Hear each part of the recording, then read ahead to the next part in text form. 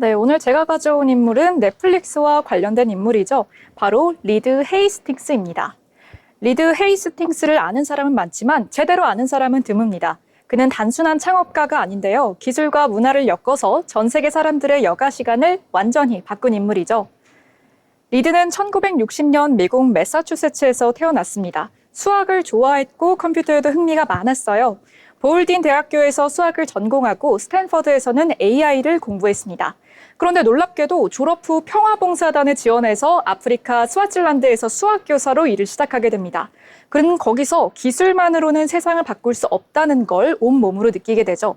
그래서 언제나 기술과 사람을 함께 생각하는 경영자가 되기로 마음을 먹습니다. 리드 헤이슨티스의 첫 번째 창업은 1991년이었습니다.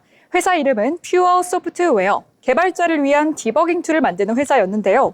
그럼 디버깅 툴이 뭘까요? 프로그램을 만들다 보면 중간에 오류가 생기기 마련이죠.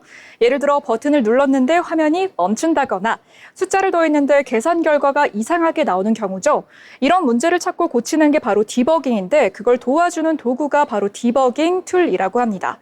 덕분에 퓨어 소프트웨어는 빠르게 주목을 받았고요. 결국 나스닥 상장까지 성공을 하게 됩니다. 하지만 회사가 커지면서 분위기가 달라졌습니다. 의사결정은 점점 느려졌고요. 사람들은 규칙만 보고 절차에만 집착하게 되었죠. 리드는 그런 딱딱한 분위기가 좀 답답했습니다. 그래서 결국 그는 결단을 내리죠. 퓨어 소프트웨어를 매각하고 새로운 도전을 하기로 한 겁니다. 이 실패 경험은 리드에게 중요한 교훈을 남깁니다.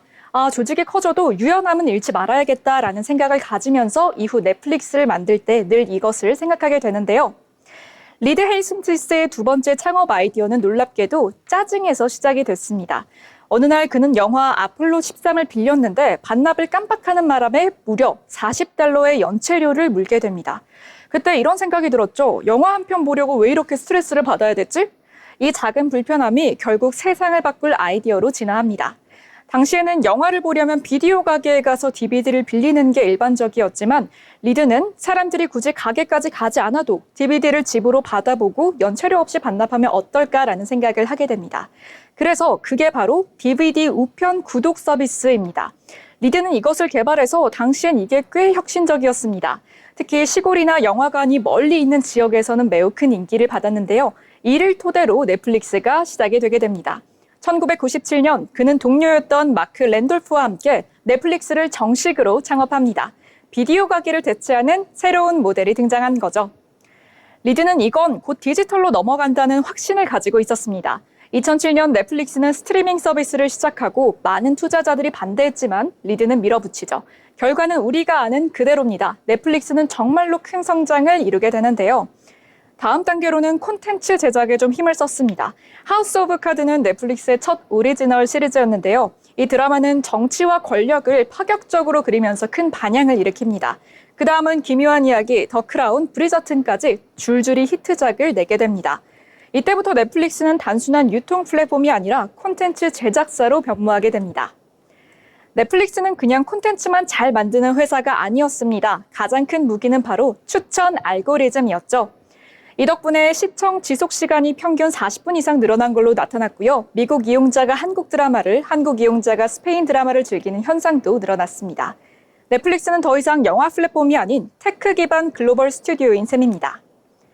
넷플릭스는 K 콘텐츠를 세계에 알리는 데도 큰 역할을 했습니다. 오징어 게임은 정말 신드롬이었죠. 지옥, DP, 더글로리 같은 작품도 연이어 히트를 했습니다. 2023년 그는 CEO 자리에서 물러납니다. 하지만 이사회 의장으로 여전히 전략에 깊이 개입을 하고 있었는데요. 그는 여전히 기술과 창의력의 결합을 미래로 보고 있습니다.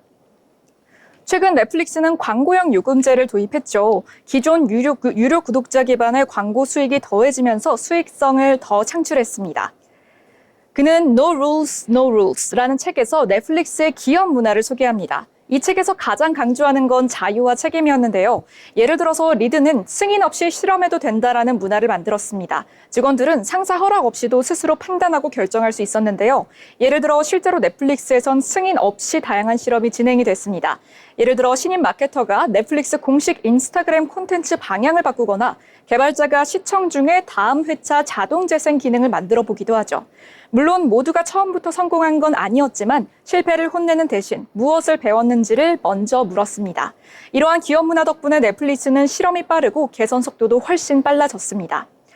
리드를 공부한다는 건 단지 넷플릭스를 아는 게 아닙니다. 기술이 어떻게 콘텐츠 산업을 바꾸는지를 배우는 거죠. 그는 늘 말합니다. 우리는 속도를 두려워하지 않는다. 느린 건 위험하다. 이 말 한마디에 넷플릭스의 핵심이 담겨 있다고 할 수 있겠습니다. 지금까지 인물로그였습니다. 네, 오늘 넷플릭스의 창업자 관련해서 잘 알아봤습니다. 많은 분들이 사랑하고 있는 넷플릭스, 지금 여러 가지 내용들 들어보니까요. 역시 역발상이 중요하다 이런 생각이 드는 내용이었습니다.